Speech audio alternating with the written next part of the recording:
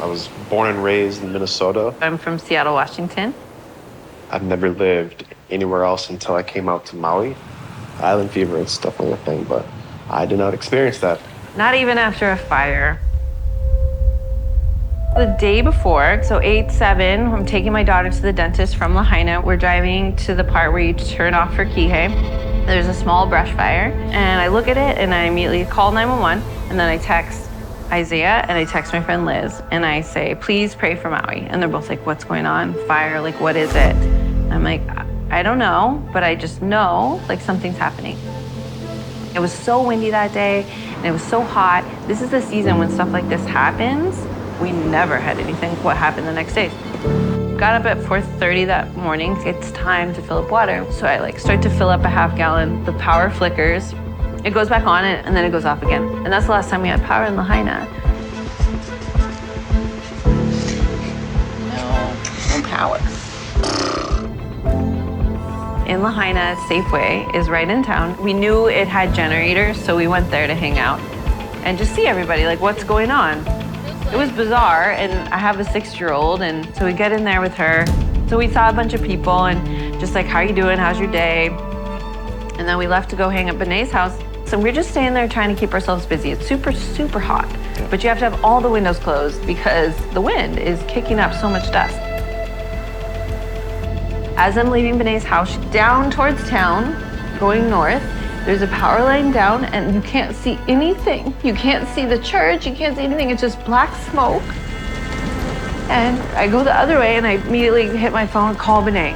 Hey, I think you should go outside and just assess the situation. Like, it's not, like, no one told us that it was bad. Yeah, there was no sirens or anything, no service on their phone. So as Annie's saying, stepped out and it's like, oh my gosh, like, you can't even see halfway down the block. Like, I am seeing my child, and I am seeing myself, and I'm seeing, well, I've always seen you. Just so I know, it's not the end of the world.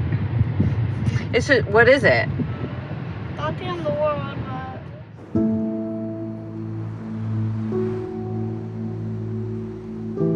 but... We finally get back onto our street, so I take my daughter in. I get a cooler, start filling it with snacks, because I'm like, okay, we're gonna have water and food tonight. We're gonna be cozy up the hill until this goes away. She wants to pack like a ton of warm clothes and all her stuffies, and I'm like, just take a few bags, which I so regret. We didn't know I would have grabbed so many things. I grabbed the important papers out of the safe. I grabbed a picture of my mom and I that I always keep with me, like a Polaroid. It's still in my car. We're here and we're alive and we're fortunate, but I think, dang, what if I just grabbed this? What if I just grabbed that? And I go through my house, like my history, and like... Oh my God, the car.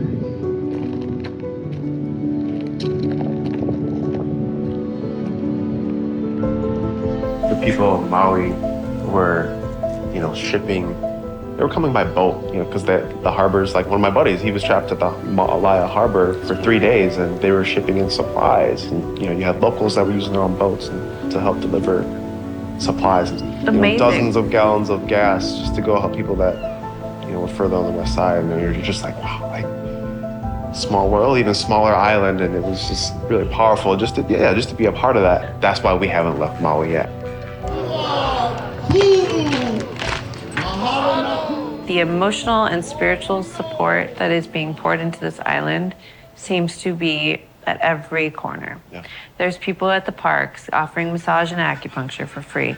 There's a woman that you break down in front of at the grocery store and she will hug you and she doesn't know you.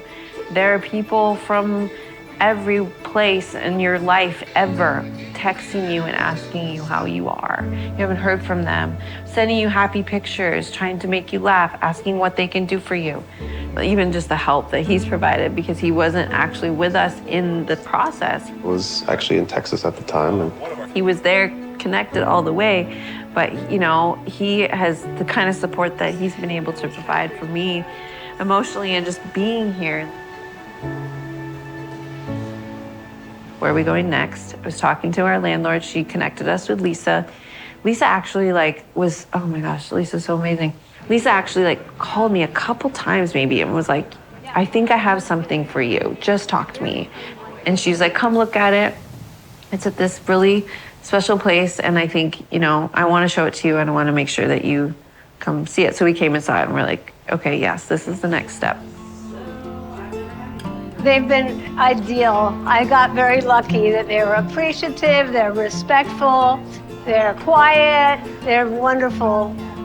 I was taking out the trash. She was coming home. She's like, oh my gosh, I got to tell you what I did today. So it was her first day volunteering, and she was like floored at what she heard. She told me the whole thing. Here, I'll send you the link. You should go. Yeah, so that's how we got linked.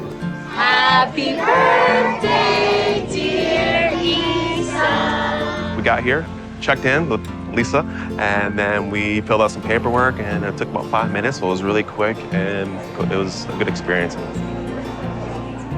What you're doing is profound and enormously generous in the simplest way. Like cash, like debit cards, like here's opportunity to buy what you need.